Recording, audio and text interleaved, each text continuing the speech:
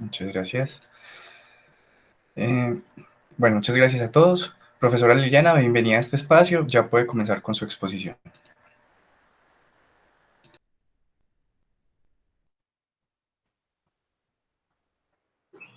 Muy buenos días, agradecer este espacio tan interesante que plantean ustedes como estudiantes, a los profesores que se encuentran acá y a los invitados. Me confirman, por favor, si están viendo la presentación y si me Profesora, sí, escuchan bien. se escucha bien, pero la presentación se ve pues un cuadro negro, en absoluto. Ahora ya cargó. Ok, muchas gracias. Bueno, entonces damos inicio. Un momento, por favor.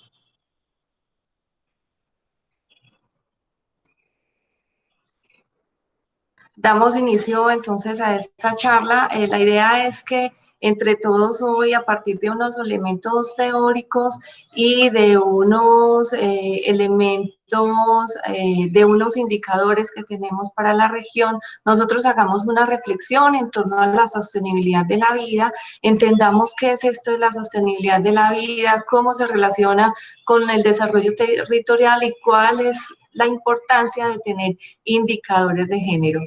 Eh, como les dijo Camilo, mi nombre es Liliana Gallego, soy profesora asociada del Departamento de Economía de la Facultad de Ciencias Económicas, pertenezco al grupo de estudios regionales de la misma facultad, donde trabajamos la línea de economía feminista y género, así que ustedes como estudiantes también sepan que tienen un soporte con el grupo de estudios regionales de nuestro departamento.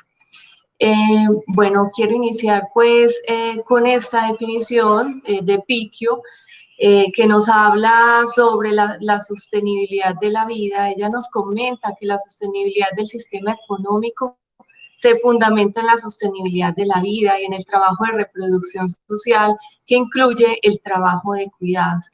Generalmente nosotros escuchamos de categorías como la producción y el trabajo en el mercado remunerado, a veces el trabajo informal, pero no se nos habla, por ejemplo, del trabajo de reproducción social y realmente ese es el que sostiene la vida. Yo hago énfasis aquí al inicio que vamos a hablar de la sostenibilidad de la vida humana desde los enfoques de la economía feminista y los estudios de género y del trabajo de cuidados. Esto encuentra un soporte y un link muy importante en la economía desde los enfoques macroeconómicos ampliados y de capacidades. Esos enfoques macroeconómicos ampliados incluyen entonces el trabajo en el hogar, el trabajo doméstico, el trabajo de cuidados, que muchas veces tiene un sesgo hacia la feminización. Me devuelvo para comentar que la sostenibilidad de la vida humana podemos decir que lo podemos relacionar con la madre tierra también, pero hoy nos vamos a referir a las mujeres que son madres y a otras mujeres que asumen trabajos de cuidados, nos vamos a referir al sistema, por eso la importancia también de reconocer que la economía feminista no es una cuestión de mujeres, es una cuestión también de hombres, pues que es un asunto sistémico. Entonces vamos a mirar esta ilustración para definir qué y hacer un análisis de qué es lo que nos falta acá. Esta ilustración es sobre el ámbito de producción y distribución. Es una ilustración que seguramente muchos han visto, que está en casi todos los libros de texto de introducción a la economía y que nos comenta bajo muchos supuestos cómo funciona el sistema económico.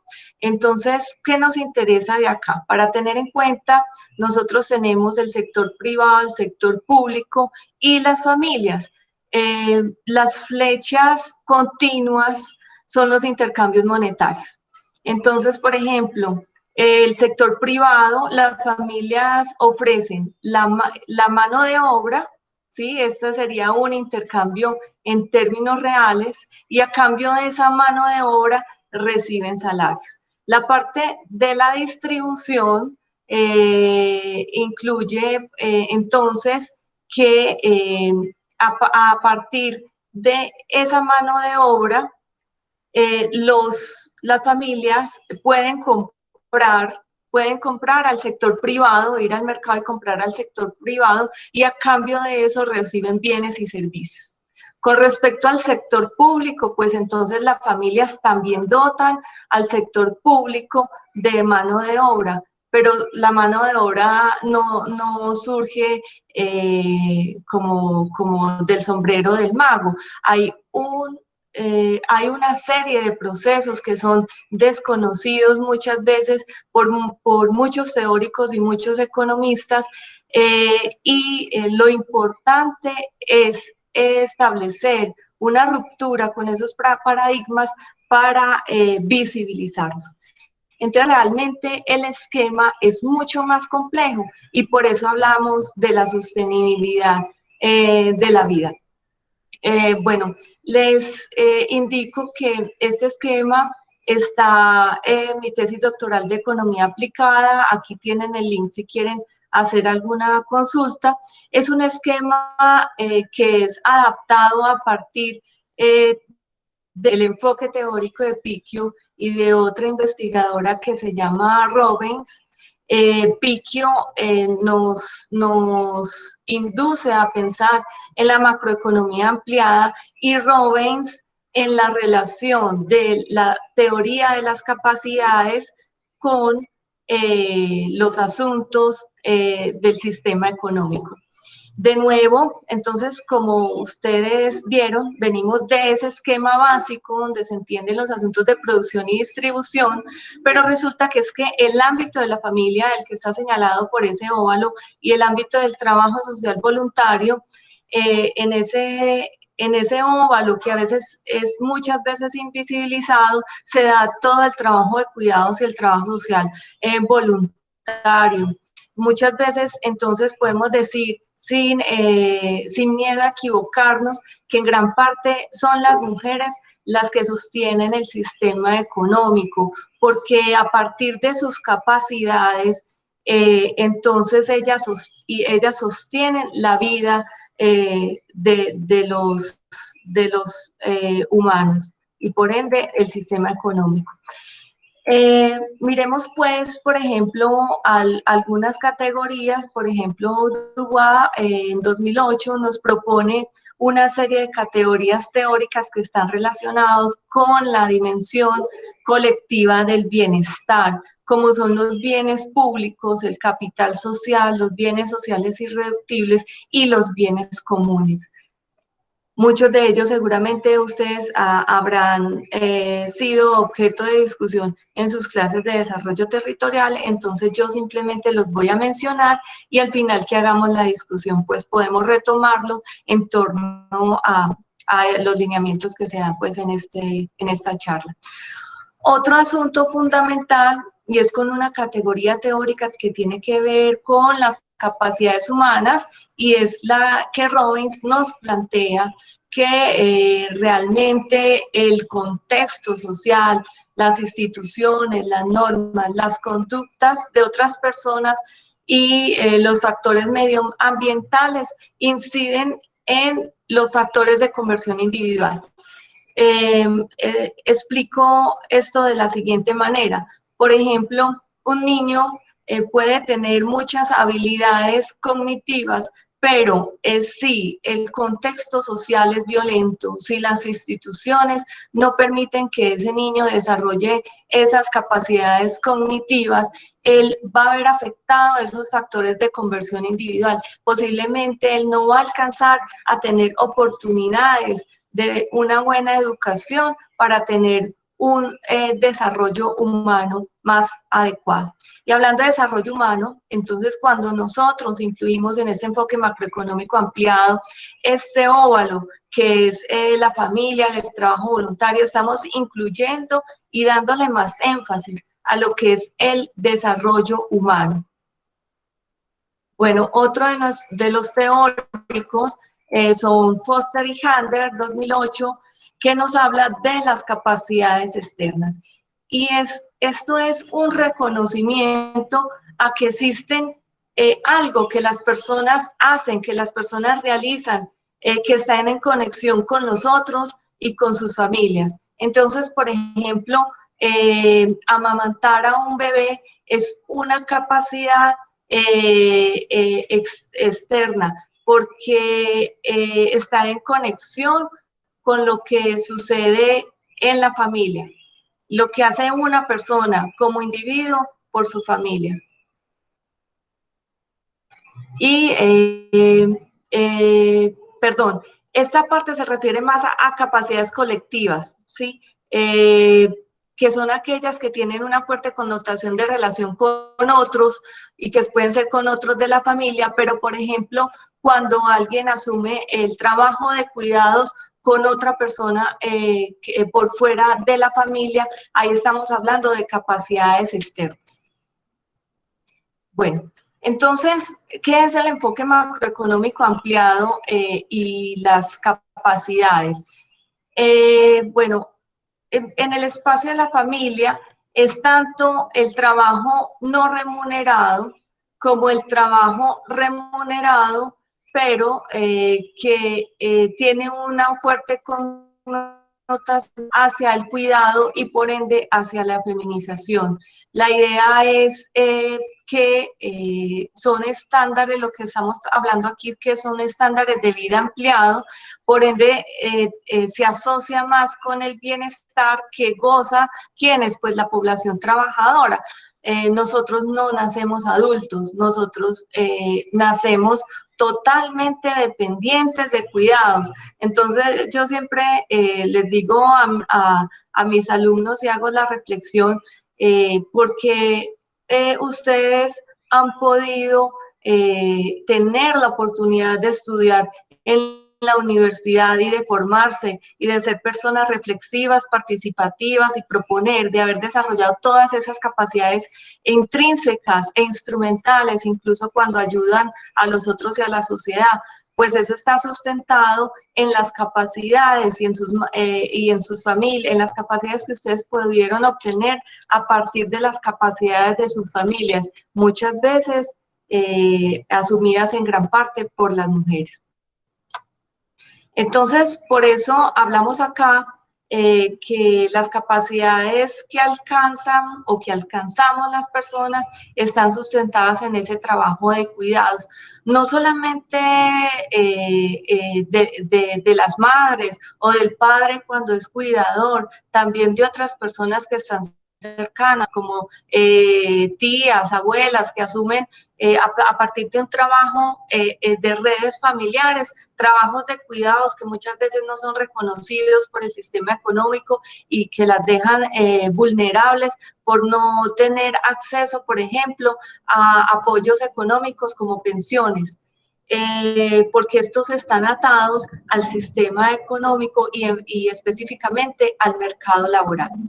Entonces, aquí vemos una serie de imágenes que nos señalan, por ejemplo, que más el sector real, ¿sí?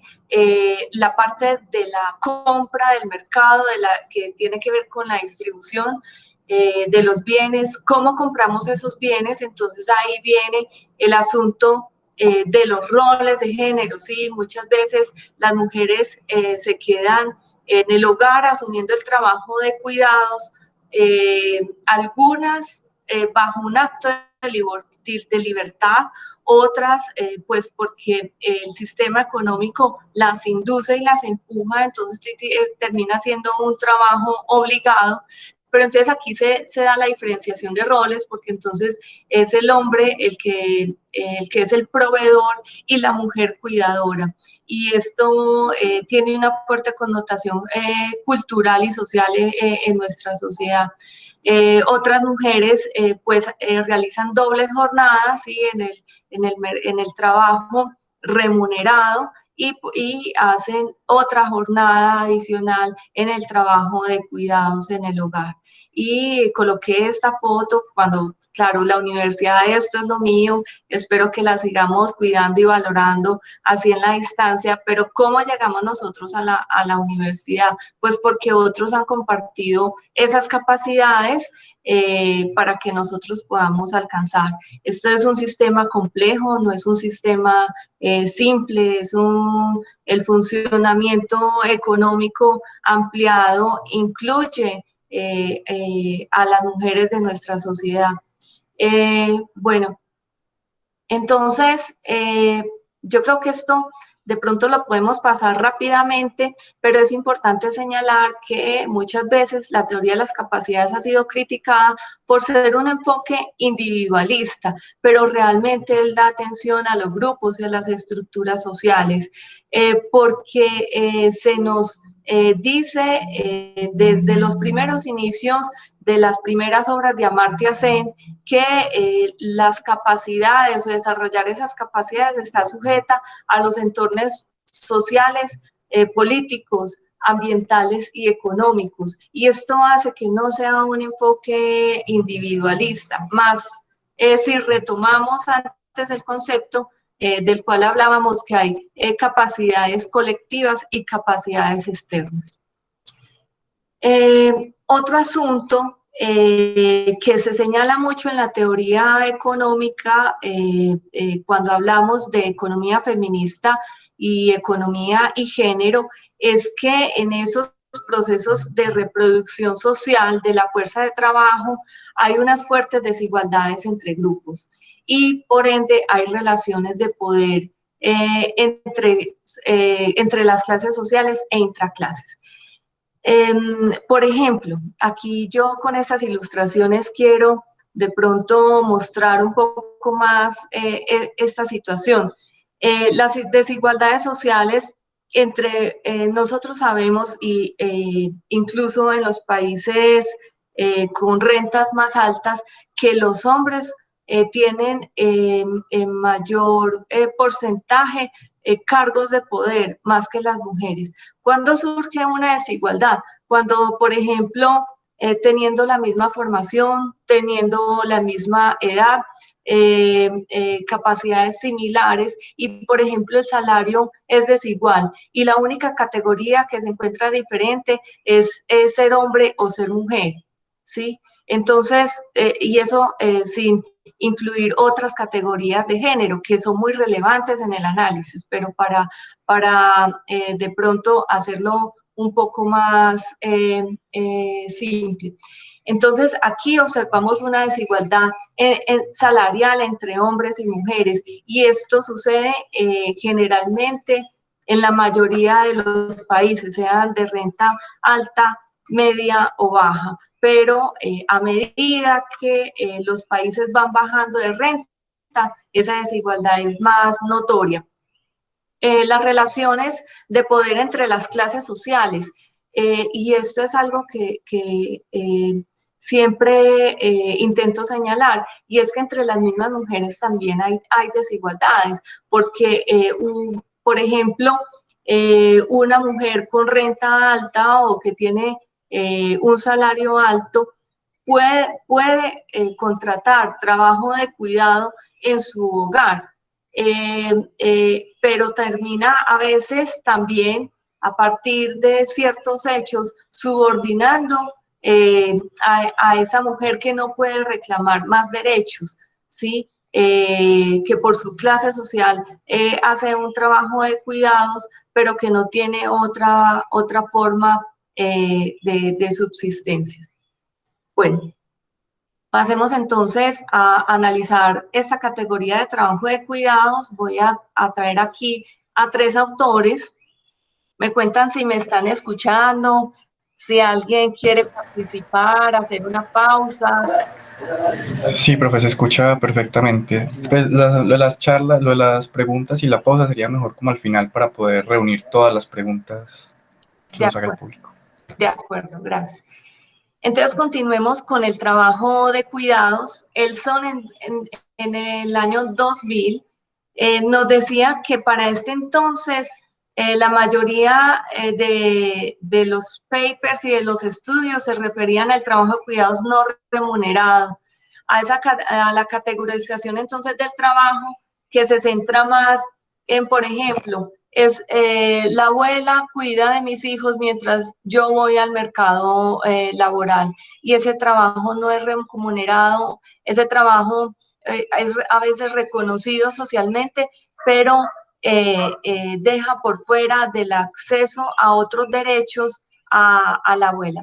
Entonces, muchos de estos estudios se centraban en este tipo de trabajo, pero hay otras categorías como el trabajo de mercado informal, aquel que es, por ejemplo, a mi vecina me cuida a los niños mientras yo voy a trabajar, pero no tiene un contrato formal y por ende entonces, que en el sistema económico otorga al trabajo remunerado formal. Y el otro es el empleo remunerado formal, en el cual encontramos, por ejemplo, el cuidado en la escuela o, por ejemplo, en servicios de salud. Ese también es un trabajo de cuidado remunerado, o cuando son trabajos de cuidados para ancianos o para niños, pero con un contrato formal. Picchio nos habla del trabajo de cuidados obligado y el no obligado. Esto es fundamental para entender la asociación con la teoría de las capacidades, porque ella nos dice que el obligado no es el resultado de las libertades para alcanzar los fines valorados y por ende no se corresponde con las capacidades colectivas. Entonces aquí encontramos, por ejemplo, aquellas, sobre todo, mujeres que asumen trabajos de cuidado que no tienen otra posibilidad, que ellas no lo hacen como un proceso de libertades, y cuesta más visibilizarlo, porque muchas de las encuestas solo preguntan por asuntos del uso del tiempo, pero no podemos visualizar hasta qué punto esa persona lo hace con plena libertad o es obligada por las circunstancias y el sistema social, económico y cultural a hacerlo. Y Folbre 2006 nos dice que nos referimos al trabajo de cuidados como trabajo directo e indirecto. El directo es el que conlleva un proceso de implicación personal y emocional. Entonces hay, por ejemplo, todo esto que se refiere al amor y los cuidados.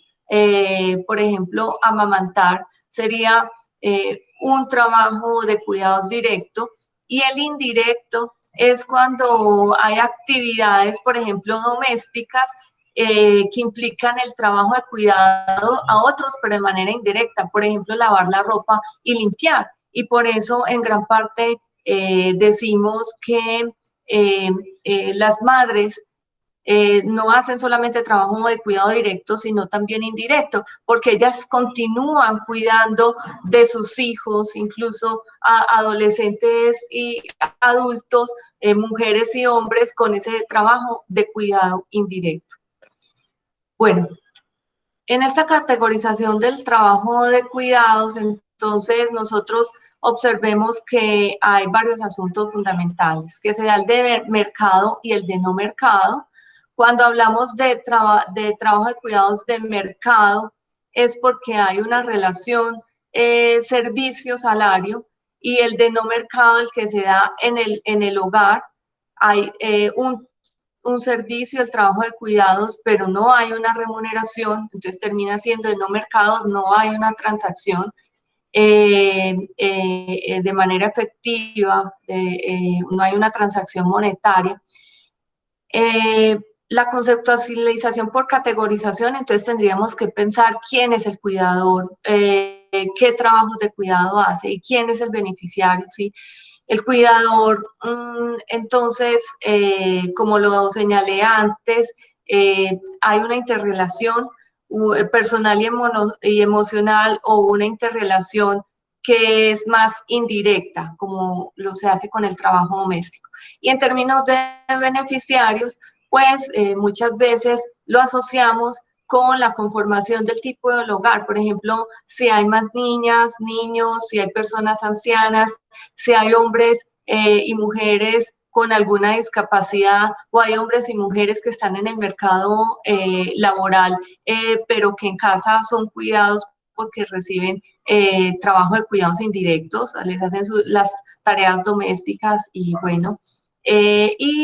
También, por ejemplo, el beneficiario, cuando hay personas con ciertas discapacidades, el problema es aún mucho más complejo porque hay una frontera de la justicia. Como así una persona con una discapacidad cognitiva se ve enfrentado a, por ejemplo, la persona no poder hacer un uso cognitivo para solicitar sus derechos, y esto lo tiene que hacer otra persona, y muchas veces son entonces esos cuidadores, pero resulta que es que el sistema es tan desigual que a veces el cuidador no sabe ni siquiera qué derechos propios tiene. Bueno, pasemos entonces del trabajo de cuidados a connotar los asuntos de economía feminista y estudios de género. Entonces, como ustedes se han dado cuenta en esta charla, hay muchos asuntos que estudiar. Ojalá ustedes se incentivaran más desde los estudios de desarrollo territorial a asumir estos retos.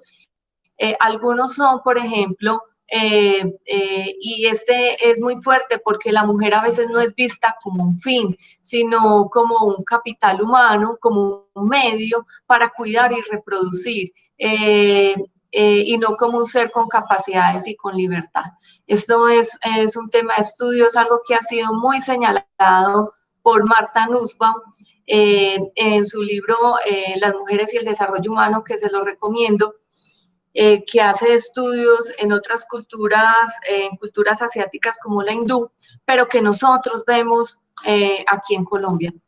Otro asunto de estos estudios son como las dobles jornadas a las cuales me refería antes, las jornadas en el mercado laboral y ese trabajo de cuidado no remunerado cuando llega a casa, y eso muchas veces afecta el estado de salud y las capacidades, ¿sí?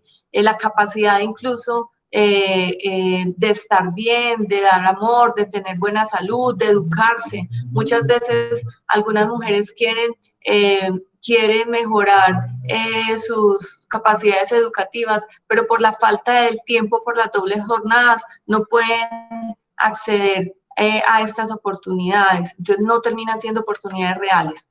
Otro asunto es sobre las dotaciones, el tiempo y el dinero también influyen las capacidades. Y bueno, ¿y por qué asuntos de economía feminista, de estudios de género con dotaciones? Pues si las mujeres se quedan muchas veces en casa, sea de manera no obligada, como no hablaba Piquio, pero ellas si lo hacen, muchas veces no tienen dinero, no tienen un soporte monetario, dependen del dinero. Si hay alguien en la familia que asume un rol de proveedor, entonces depende del dinero de esta persona, sea hombre o mujer, y eso influye directamente en sus capacidades, porque ella se ve limitada en ese sentido. Y si no tiene tiempo es igual, si no tiene tiempo por las dobles jornadas, entonces tampoco puede desarrollar otras capacidades. En cuanto a las redes sociales, y esto porque aquí nosotros, la cultura nuestra es muy dada a tener en cuenta esas redes sociales para externalizar el trabajo doméstico. Y entonces, ¿qué es lo que se hace aquí? Es una mujer que va al mercado laboral, pero si es una mujer, por ejemplo, de un hogar pobre o más vulnerable, entonces posiblemente ella tenga un bajo salario, ella no pueda pagarle a la mujer, a la mujer que se queda en casa cuidando los hijos, y esto termina reproduciendo patrones de desigualdad. Posiblemente la mujer que va al mercado laboral va a hacer trabajo de cuidados en otro hogar y eso es reproducción de esos patrones de desigualdad. Bueno, y lo que les he señalado, esa carga cultural tradicional que estuvo oculta porque se asumía como algo natural o normal en la familia, asumiendo la familia como un sector privado, donde la observación de otro, el sector público, si se inmiscuía ahí era un transgresor, pero nos damos cuenta que a veces los hogares son reproductores de desigualdades, entonces, y de violencia y otras cosas, entonces no se puede dejar simplemente la familia como algo oculto.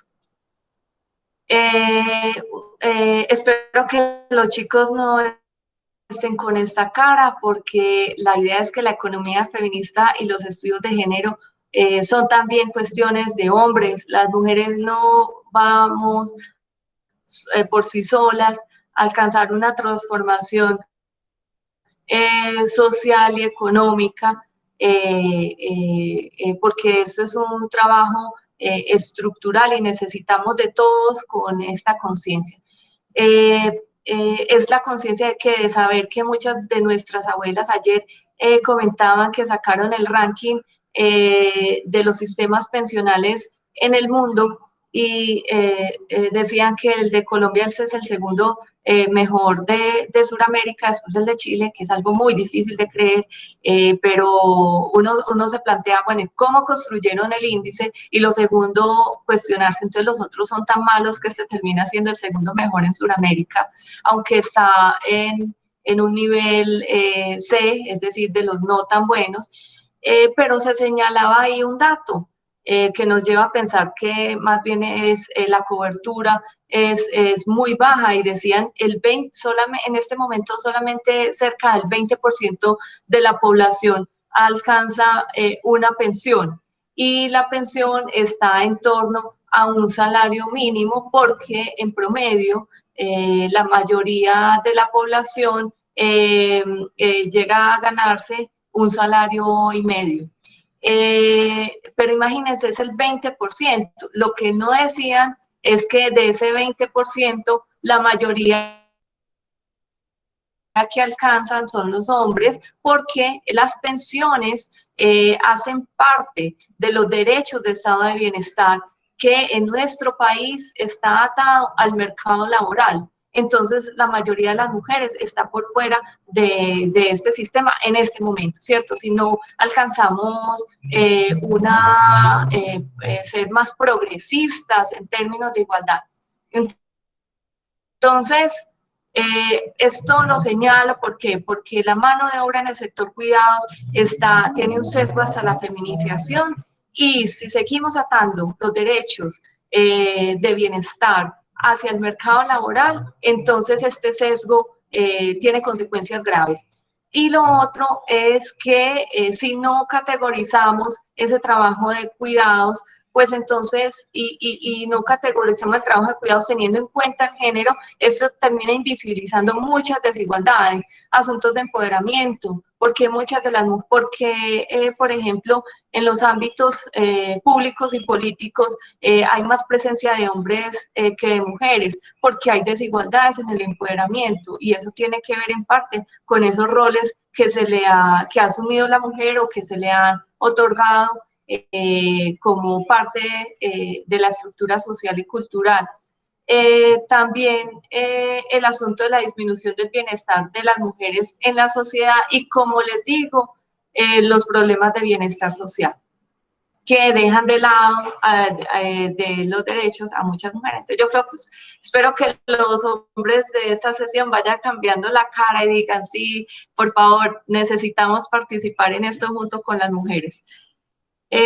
Bueno, la economía feminista y estudios de género. Ahora pasemos a los asuntos de agenda de políticas públicas. Observemos algo. ¿Por qué agenda y políticas públicas? Entra en agenda cuando es una cuestión que desde la misma sociedad, desde bottom up, de abajo hacia arriba, la sociedad termine diciendo, miren, pero es que estos son nuestros derechos y necesitamos y hacemos estas demandas que terminan siendo demandas que se ponen en el ruedo de las políticas públicas y de los programas y proyectos de los gobiernos locales y nacionales. Entonces, por ejemplo, con respecto a las mujeres, se necesitan más políticas públicas de conciliación de la vida familiar. Bueno, ¿y qué es esto de conciliación de la vida familiar?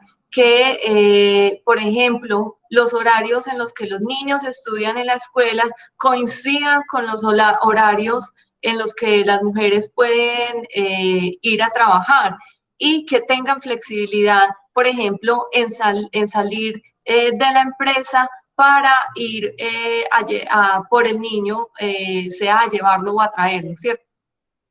Esas políticas de conciliación en la vida familiar están mucho más avanzadas en Europa. Nosotros tenemos mucho por hacer ahí, pero esto es uno de los pilares para que las mujeres puedan ir al mercado laboral. Bueno, otra de las situaciones es abrir oportunidades de elección, abrir el abanico de derechos. Muchas veces los empleadores y muchos empleos están atados a un sexo y algunos de ellos masculinos. Se buscan hombres para trabajo con maquinaria, etcétera. A esto es a lo que me refiero. Eso termina sesgando la oportunidad de elección de las mujeres, porque hay muchos trabajos que las mujeres están capacitadas para hacer, pero que es la cultura o la estructura social la que le cierra esa oportunidad. Bueno, lo otro es, bueno, los hombres en la política pública. Entonces, se necesitan políticas públicas que animen a los hombres a trabajar más activamente en el trabajo de cuidados y que también como las mujeres puedan combinar el trabajo remunerado con el no remunerado. ¿Qué beneficios trae el trabajo de cuidados? Pues las compensaciones intrínsecas. El amor es una compensación intrínseca. Las expresiones de afecto, el bienestar que producen esos vínculos familiares y sociales y también la satisfacción por esos servicios a personas que son dependientes. Lo otro tiene que ver con esas políticas públicas por ejemplo, el mercado laboral y asuntos financieros. Porque casi todos los préstamos para, por ejemplo, emprendimientos los hacen los hombres? Pues porque las mujeres muchas veces no tienen el soporte financiero y salarial para poder asumir esta obligación, ¿cierto? Ahí hay una brecha grande que entonces las políticas públicas y los programas de gobiernos locales deben atajar. Ya hay algunos, ¿cierto? Cuando hablamos, por ejemplo, de proyectos de emprendimiento y de préstamos para las mujeres, se deben a eso, hay que flexibilizar esas consideraciones o requisitos para poder tener una obligación financiera y observar muy bien. Bueno, si la mujer decide hacer una renuncia de salarios por hacer trabajo de cuidados, ¿cómo la vamos a proteger? ¿Cómo se va a cambiar el sistema? Porque es un cambio de sistema para que ella pueda asumir todo este trabajo que ella con libertad quisiera hacer, y las que no lo hacen con libertad, ¿cómo vamos a hacer una transformación para que ellas puedan tener todos esos derechos y tener un salario? Ustedes escucharon, por ejemplo, al principio de la pandemia los debates sobre la renta básica. Esto no es un tema nuevo, es un tema que hace mucho tiempo se viene debatiendo, más que todo en la escuela europea. Yo creo que Colombia tiene muchos recursos y que puede plantear algo así, pero a veces falta que unas políticas públicas que dirijan el foco hacia allá. Bueno, entonces, muchas veces la política pública se ha centrado en que en dos tensiones, ¿sí? Es una tensión, en esa tensión disminuir el trabajo de cuidado no remunerado para las mujeres y aumentar los servicios de gobierno que asuman este trabajo de cuidados. Pero ojo con esa tensión, es que hay mujeres que quieren hacer el trabajo de cuidados, entonces, ¿cómo las protegemos? ¿Sí? Porque no todo tiene que ser mercado. Bueno, seguimos entonces con los asuntos entonces de los indicadores de género y desarrollo territorial. Me disculpan si está un poquito más larga, ya casi termino. ¿Vamos bien de tiempo? Camilo. Sí, profe, Hola. vamos bien de tiempo. Listo. Espero que el auditorio no esté por ahí dormido o haciendo mala cara, que estén animados con estos temas, que espero muchas preguntas y mucho debate. Listo, profe, ya vamos 4 preguntas por acá, entonces creo que estamos muy bien. Listo. Bueno, entonces recordemos que hemos hablado acá de 3 elementos en esta charla. Asuntos del enfoque macroeconómico ampliado y las capacidades. Hemos hablado de trabajo de cuidados y hace poco hablamos de economía feminista, estudios de género y lo asociamos a asuntos de agenda pública y de políticas públicas. Entonces ahora nos tenemos que preguntar, bueno, ¿con qué indicadores de género y desarrollo territorial contamos? Porque a veces, muchas veces, la visibilización y el diagnóstico de un problema social y público tiene que ver con los indicadores. Entonces, aquí yo voy a tomar 2 herramientas. Uno es el Plan de Desarrollo Actual de Antioquia, Unidos por la Vida 2020-2023, y hago un ejercicio de descifrar si ellos incluyen el enfoque de género, y efectivamente ellos incluyen este enfoque. Como lo dice esta diapositiva, es tal cual como está en el Plan de Desarrollo para Antioquia. El enfoque de género, un reconocimiento de las condiciones de vida y posición social de las mujeres, con las relaciones asimétricas de poder existentes entre ellas y los hombres en los ámbitos social, económico, político, que la sitúa en desventaja frente al acceso a oportunidades y control de recursos.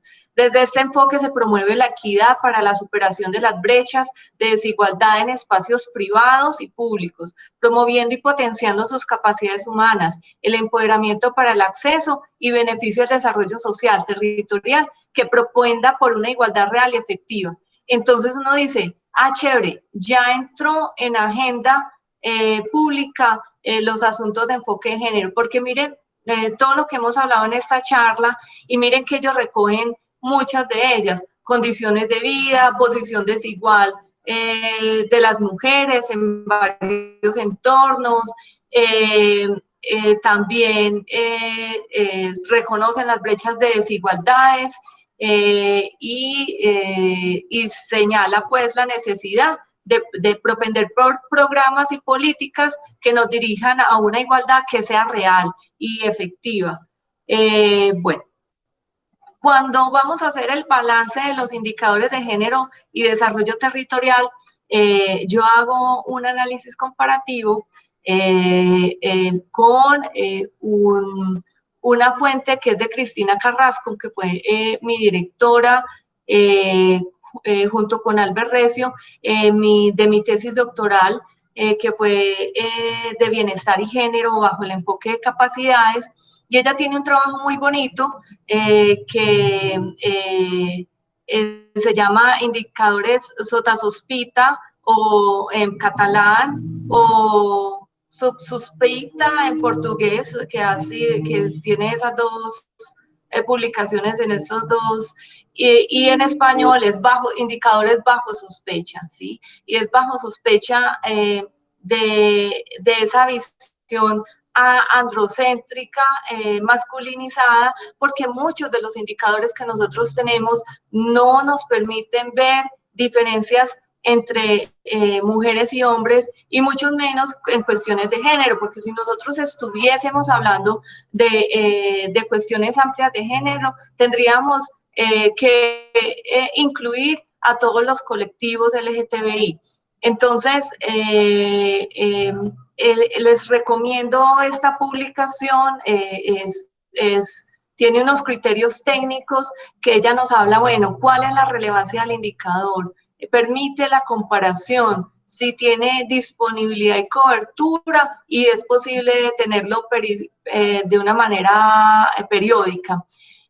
Pero no se puede olvidar que el indicador debe tener un potencial explicativo y por eso la importancia de profundizar en estos temas, de conocerlos, de hablar abiertamente y con bases contundentes.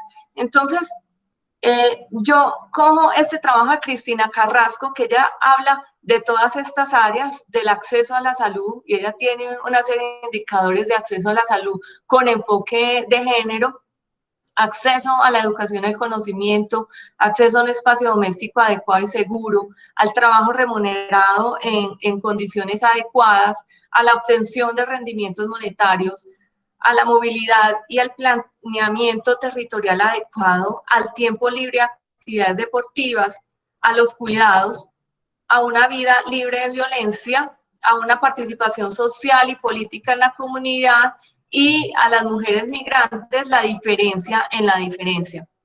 Cuando hago este paralelo entre este grupo de posibles indicadores y voy al plan de desarrollo, yo me encuentro que los que tienen iconos son los que me encuentro en el plan de desarrollo. Me encuentro algunos del acceso a la salud, otros de acceso a la educación, de rendimientos monetarios, de una vida libre de violencia y de la participación política. Los otros no los encuentro, no están muy visibles en el plan de desarrollo. Entonces, haciendo ese paralelo, yo me encuentro con tres líneas. Estos indicadores están en tres líneas. Son la línea nuestra gente, que es la azul, nuestra vida, que es la naranja, y nuestra gobernanza, que es la verde. Y me encuentro los componentes, estos de acá del cuadro es el componente y luego viene el programa. Entonces, por ejemplo, Antioquia, Hogar Diverso y Equitativo, nos encontramos con dos programas, Antioquia, Región Arcoíris y Masculinidades Alternativas. Ya se tendría que mirar muy bien como, bueno, que este programa que aporta la disminución de las desigualdades de género. Además, es una invitación también para que ustedes vean el plan de desarrollo, porque señalo como una debilidad, y es en la cuestión de los indicadores. Cuando nosotros hacemos análisis de políticas públicas, tenemos que tener una línea base y otro que es, esa línea base incluye indicadores, cómo está la situación hoy, antes del programa. Y esto para resumir que es una línea base, ¿cierto? Porque tiene más componentes. Y luego yo debo tener ese indicador después de aplicar ese programa y mirar cómo cambió la situación. Pero es que hay mucha debilidad en los indicadores y en la línea base y en los indicadores que se plantean en el plan de desarrollo, porque simplemente dicen número de formación para las masculinidades alternativas, por decir algo. Ahora no recuerdo exactamente cómo lo dice, pero ese número no es suficiente para nosotros decir puedo visualizar una disminución de la desigualdad a partir de la desigualdad de género a partir de ese programa. Entonces, bueno, ustedes con esta diapositiva se darán cuenta que es a partir de esas líneas de gente, vida y gobernanza, pues no son todas las secretarías las que se involucran, ¿sí? Ha hecho un gran trabajo la Secretaría de la Mujer de Antioquia, es un avance. Ojalá todos los municipios tuvieran una Secretaría de la Mujer. Ustedes que posiblemente van a llegar a esos ámbitos de gobierno, y espero que propendan por políticas públicas incluyentes y diferenciales, pues una Secretaría de la Mujer es muy importante en ámbitos tan desiguales. También la Secretaría de Educación, la Secretaría de Salud, y se me escapa otra de las secretarías, que la de Participación Ciudadana, y bueno, creo que hay otra, se me escapa, pero no son todas las secretarías las que participan. Bueno, Profe, te quedan 10 para minutos. finalizar, listo, ya voy a terminar, yo creo que en 5 máximo termino. Ahora, mirando la encuesta de calidad de vida, el informe de calidad de vida de Antioquia, y aquí me centro en vuestra región, en el Bello Oriente. Hay unos asuntos, y es que en los 3 indicadores de base que ellos nos plantean, que es el índice de calidad de vida, el índice de calidad de vida multidimensional y el índice de pobreza multidimensional, tenemos una presentación sin ni siquiera tener las diferencias por hombres y mujeres, mucho menos incluyen otros grupos de colectivos de LGTBI. Entonces, eso no nos permite mirar si hay algunas diferencias específicas. Por ejemplo, dimensiones del índice de calidad de vida en Oriente, ellos lo dividen por urbano y rural, y tiene 5 dimensiones, ¿sí? Calidad de la vivienda y capital físico, acceso a la vivienda y servicios públicos, capital humano y escolarización, variables demográficas, empleo y seguridad social. Entonces, miren, por ejemplo, esta que le hemos hecho mucho énfasis, el del empleo remunerado y la seguridad social, nos dice que en el Oriente ellos encuestaron a 10.258 personas, que hay una media de 4, que hay un mínimo de 0, o sea, hay personas que no tienen empleo y seguridad social, y que hay un máximo de 9.000 que sí lo tienen, pero no sabemos las diferencias por hombre y mujer. Esa es la desviación estándar. No sabemos las diferencias por hombre y mujer. Entonces, ¿cómo esta encuesta qué nos puede apoyar para proponer disminuir brechas si no las están evidenciando? Entonces, esto es como un llamado a decirles, necesitamos presentar indicadores con diferencias de género, incluso diferencias étnicas, para poder mirar las brechas y que la misma sociedad sea la que se encargue en parte de buscar esa disminución de esas brechas. El otro, que es el índice de calidad de vida multidimensional, igual tiene más dimensiones, pero miren que la presentación es exactamente igual. Y el índice de pobreza multidimensional, de nuevo, habla de privaciones, nos dice que sí, que en general en el entorno rural hay más privaciones en estas dimensiones que el entorno urbano, pero no sabemos qué pasa con las privaciones de los hombres y las mujeres, si hay diferencias significativas o no las hay. Entonces, de esta manera, termino con 2 llamados, 2 diapositivas, enfatizando que economía y género destacará las desigualdades económicas dentro de los marcos analíticos ya establecidos sin cuestionarlos. Entonces, ahí hay que tener mucho cuidado, porque, claro, nosotros encontramos estudios y modelos que sí nos llaman la atención sobre las desigualdades, pero no cuestiona el marco analítico. La economía feminista, por el contrario, enfatizará la necesidad de superar la estructura dicotómica. ¿Cuál es la estructura dicotómica? La desigualdad entre hombre y mujer, en este caso, para construir paradigmas más apropiados para el análisis socioeconómico y la integración de diversas actividades que hacen parte de que la reproducción social y la sostenibilidad de la vida humana. Esto está en Carrasco 2012, pero hay muchos autores que han enfatizado en esta necesidad. Por eso yo me considero feminista, porque yo creo que hay que superar esas estructuras dicotómicas y que hay que propender más por la integración de otras actividades, porque a veces no se entiende bien cuando alguien dice que es feminista, ¿cierto? Las políticas públicas, entonces, yo creo que tienen que ser diferenciales, incluyentes y participativas, transformadoras y desde el territorio y para el territorio.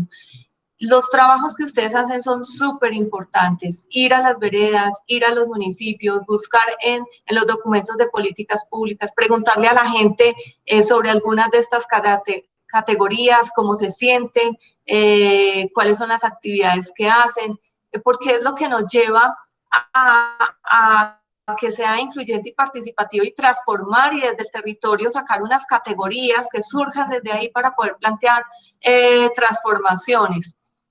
Lo otro es que los indicadores deben reconocer, aquí es algo fundamental y yo pienso que muchas veces los avances teórico-conceptuales desde el escritorio, desconociendo la experiencia de los individuos, es un retroceso. Es decir, tiene que haber un equilibrio entre el reconocimiento de esos avances teóricos, pero también que surjan desde la experiencia desde los individuos y desde sus comunidades. Por eso no es solamente el conocimiento adquirido por nosotros en los procesos académicos e investigativos, sino que hay que ir al territorio, hay que hablar con las comunidades. Ustedes son hijos de comunidades, de muchos de campesinos, entonces rescatar todo ese conocimiento, esa transformación que ustedes mismos han tenido en la universidad y visualizar y poder transformar la vida de los territorios cuando las necesidades de desarrollo territorial y desarrollo humano sean lo más adecuado. Porque a veces se nos plantean asuntos de desarrollo que no son realmente de desarrollo, sino retrocesos, porque el sistema productivo y distributivo lo plantea como un paradigma de desarrollo sin que ello nos lleve al desarrollo. Finalmente, bueno, hago alusión aquí a mis queridos colegas y amigos Alderit y Cindy Arango, con su último estudio que nos deja una definición del desarrollo territorial, que es el desarrollo territorial, es un proceso dinámico de transformaciones espaciales en el que los actores sociales actúan como agentes de cambio para fortalecer sus capacidades. Lo vinculo con este tema entonces porque es de desarrollo territorial y lo que nosotros hacemos aquí en esta reflexión en torno a la sostenibilidad de la vida humana, donde hemos hablado de indicadores de género, de sus falencias, tenemos que tener en cuenta que el desarrollo territorial es una transformación espacial, hay una participación y una agencia que es fundamental y esto nos lleva al desarrollo territorial entendiendo que el fortalecimiento de las capacidades implica poner el centro en la sostenibilidad de la vida humana. Con esto termino, les agradezco a ustedes, al programa de desarrollo territorial, a los estudiantes, a la seccional Oriente por abrir este espacio de discusión, de formación y bueno, agradezco al grupo de estudios regionales. Recuerden que tenemos una línea en la que estudiamos todos estos temas, sus inquietudes son bien atendidas y también una invitación a quienes quieran hacer una maestría, en la maestría de políticas públicas de la Facultad de Ciencias Económicas, hacemos énfasis también en metodologías cualitativas, mixtas, cuantitativas y enfoques diferenciales. Muchas gracias. Muchas gracias a usted, profesora Liliana, por su exposición. Entonces abrimos paso a las tandas de preguntas. Les recordamos que quienes estén interesados en realizar sus preguntas pueden dejarlas en el chat o si quieren y si lo prefieren pueden pedir la palabra para hacer uso del micrófono. Empezamos con la profesora Cindy Arango, que tiene el uso de la palabra. Hola, buenos días. ¿Me cuentas, José Miguel, si se escucha bien? Se escucha un poquito bajo para mí, pero se alcanza a Bueno, escuchar. voy a intentar hablar un poco más duro. Bueno, buenos días, muchas gracias por este espacio. Nuevamente felicito a los estudiantes porque de ellos surgió la iniciativa de crear un debate que superara las barreras físicas de la universidad y sobre todo pues en este contexto. Entonces felicitaciones y no vayan a parar, fortalezcan estos espacios. También pues un agradecimiento al grupo de estudios regionales por haberse vinculado en diferentes momentos pues a estas charlas y en especial hoy a la profesora Liliana que nos acompañó y que en diferentes momentos ha estado también haciéndonos compañía en el programa. Bueno, me encantó mucho esta presentación, toca muchas fibras también personales, aunque parece que está en un discurso más allá de lo económico, pero esto, digamos, está en el día a día, entonces me gusta porque son problemas tangibles y que todo el tiempo nos están rodeando.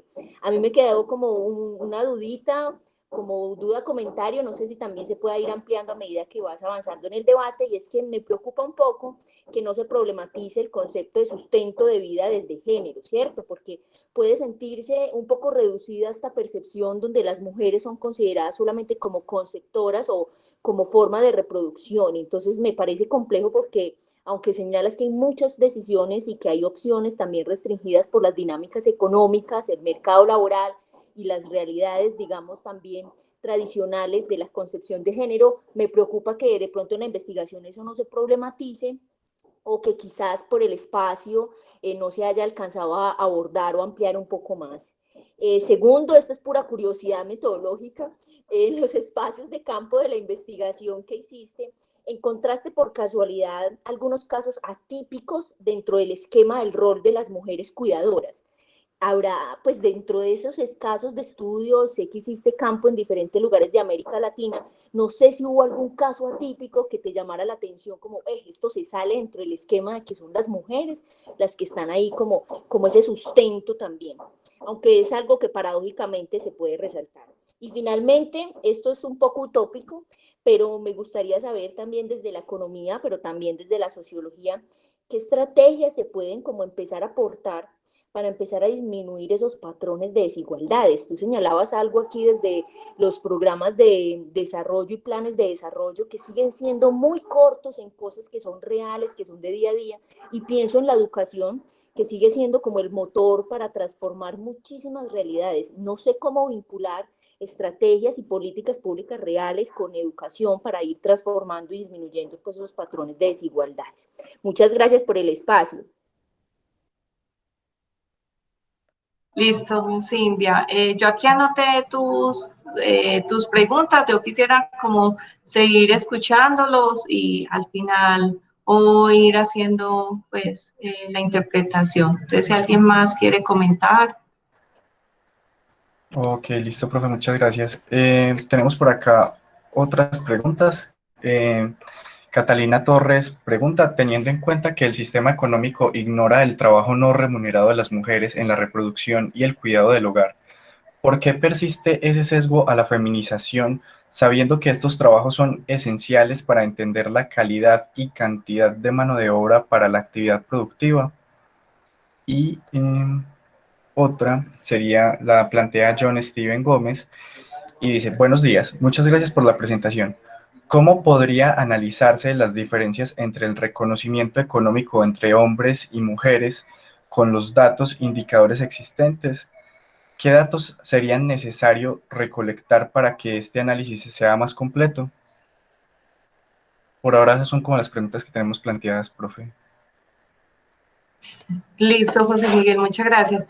Pues lo primero, claro, realmente la sostenibilidad de la vida humana, Cintia, y aunque yo hice énfasis en el trabajo de cuidados, lo que yo quería que entendieran en esa parte de invisibilización es que el hogar y el trabajo voluntario es el espacio del desarrollo humano, es donde se propende en las redes la serie LECER para que nosotros como seres humanos podamos tener un desarrollo integral, ¿sí?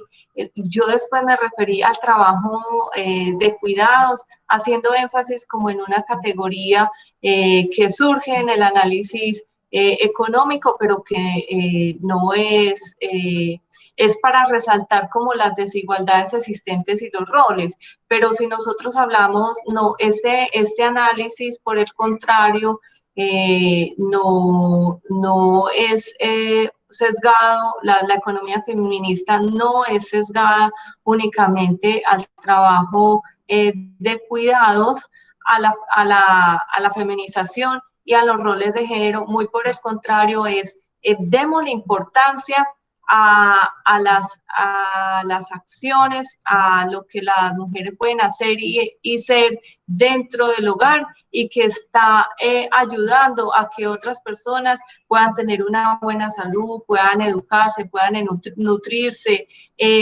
puedan luego participar, ir a la universidad. Ese es el espacio del desarrollo humano y es lo que se resalta de los roles de la mujer dentro del desarrollo, que es desarrollo territorial, es esa transformación, es esa visibilización.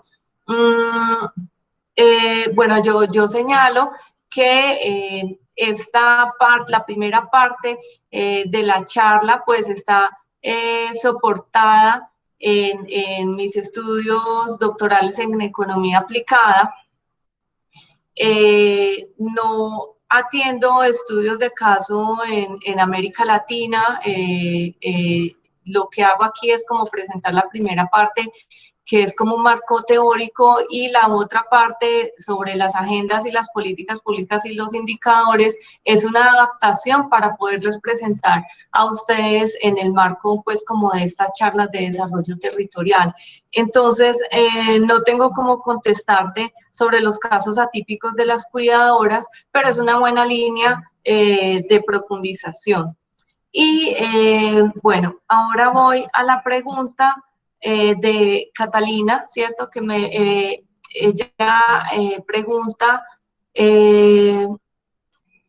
¿por qué persiste ese sesgo a la feminización, sabiendo que estos trabajos son esenciales para entender la calidad y la cantidad de la mano de obra para la actividad productiva? El sesgo persiste por varios asuntos. En parte tiene que ver con los procesos históricos y de reproducción social, con aspectos culturales y sociales, por ende, en los cuales se ha señalado o se ha indicado, naturalizado, que los roles de las mujeres son los de la mujer cuidadora y en el hogar, y el rol de los hombres es el padre proveedor. Este sesgo se sigue presentando porque obviamente hace parte de la estructura social económica. Los procesos estructurales son muy difíciles de transformarlos, se necesitan procesos de participación y de conciencia, pero no solamente de eso, también se necesita transformaciones desde el territorio y desde los programas y políticas públicas, de abrir más oportunidades para las mujeres, porque esas oportunidades muchas veces les han sido negadas, ¿cierto? Bueno, y John Steve pregunta ¿cómo podrían analizarse las diferencias entre el reconocimiento económico entre hombres y mujeres con los datos e indicadores existentes? ¿Qué datos sería necesario recolectar para el análisis que sea más completo? Realmente, por ejemplo, los microdatos de la encuesta de calidad de vida, es decir, cuando nosotros tenemos una base de datos donde se nos dice a quiénes encuestaron y qué variables les hicieron, sería posible hacer aproximaciones por diferencias de hombres y mujeres. Sin embargo, esos microdatos no están públicos en la página web de la Gobernación de Antioquia. Me imagino que si uno los solicita habrá un proceso y se pueden llegar a tener los microdatos, pero yo creo que se pueden hacer estudios levantamiento de encuestas, por eso les hablaba de una literatura inicial que es la de Cristina Carrasco, donde ella propone una serie de indicadores, los indicadores bajo sospecha, que les decía, que tienen pues una diferenciación de género, pero hay otra literatura y basados en la teoría podemos también nosotros mismos proponer indicadores junto con la comunidad de asuntos, por ejemplo, que estén afectando su desarrollo humano y su desarrollo territorial e intentar medirlo. Por eso les decía que es un proceso que puede surgir. Listo. Y bueno, sí. No sé, José Miguel. Sí, por acá Catalina nos hace otra pregunta. Dice, dado el amplio tema a discutir, quisiera hacerte otra pregunta y es que si consideramos los nuevos cálculos del PIB o las llamadas cuentas satélite que integran, que integran el valor del trabajo no pagado y realizado por las mujeres en la economía del cuidado, ¿por qué los estudios actuales siguen demostrando amplios patrones de desigualdad en el mercado laboral? Puede ser que los indicadores no están reconociendo los avances teóricos y la experiencia de los individuos. Lo que pasa es que, bueno, la cuenta satélite, bueno, primero, ¿qué es una cuenta satélite? Una cuenta satélite es una cuenta, podemos resumirlo así, es una cuenta macroeconómica adicional de un asunto que se está intentando contabilizar, pero que no no está incluido dentro de la medición del Producto Interno Bruto, aunque en un momento debería ser parte. Esta cuenta satélite lo que hace es intentar contabilizar cuánto es el trabajo de cuidados y ponerle un valor, ¿sí? Un valor monetario. Ese valor monetario a veces tiene que ver con los precios sombra, que es un concepto que los induzco a que busquen en la literatura. Los precios sombras no son precios de mercado, son precios que se intentan determinar por otros métodos. Entonces, lo que hacen estas cuentas satélites es intentar darle un valor económico, monetario a ese trabajo de cuidados que no está haciendo parte de las transacciones monetarias que sí están en el Producto Interno Bruto. A veces los estudios y la teoría no son suficientes para cambiar la realidad, son un primer paso. Por eso nosotros, estudiantes e investigadores, lo que intentamos hacer son procesos de reflexión, porque si no reflexionamos, no planteamos alternativas medianamente que puedan llegar a ser efectivas. Entonces, iniciativas como plantear indicadores para la región que tengan en cuenta estos asuntos diferenciales son fundamentales. Ese es un primer paso, llevar esto de manera participativa a los entornos gubernamentales, políticos locales, es fundamental para intentar tener algunos cambios. Hay patrones de desigualdad en el mercado laboral, los indicadores lo muestran, pero también, mejor dicho, los indicadores nos pueden llevar a mostrar que hay desigualdad en el mercado laboral. ¿Cuál es el problema? Que esos indicadores muchas veces no salen a la luz pública. O sea, hay algunos datos, pero a veces no salen y nos toca hacer una reconstrucción. Sí, yo creo que con eso es suficiente para responder a esa pregunta. Ok, profesora. Geraldine Cárdenas nos pregunta, ¿existen en los indicadores de género una diferenciación entre los entornos urbanos y rurales? Sí, claro, esa es la idea, que cuando nosotros hacemos enfoque de género y lo asumimos con un enfoque territorial, perdón por el ruido, pero la motoneta no es mía.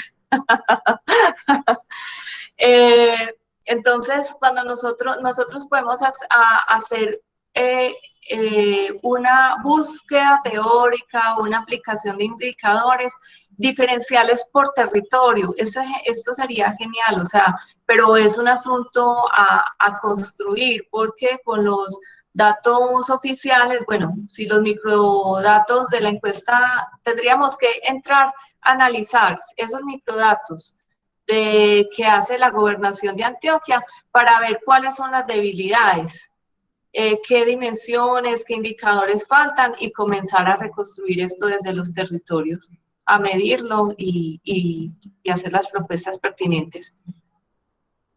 Ok, perfecto. Muchas gracias, profe.